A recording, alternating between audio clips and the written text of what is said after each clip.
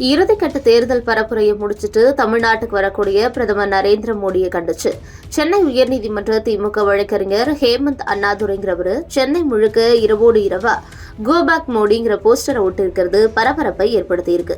ஒடிசா தேர்தல் பரப்புரையப்போ தமிழர்களை இழிவுபடுத்திட்டு தமிழ்நாட்டுக்கே வரதான்னு போஸ்டருக்கு தலைப்பிட்டு hello netizens ready start 123 go back மோடின்னு ட்விட்டர் ட்ரெண்டிங்க்கு அழைப்பு விடுக்கக்கூடிய வகையில இந்திய தேர்தல் ஆணையமே தூங்காதேன்னு சென்னை முழுக்க ஒட்டப்பட்டிருக்க இந்த போஸ்டரால பெரும் பரபரப்பு ஏற்பட்டிருக்கு.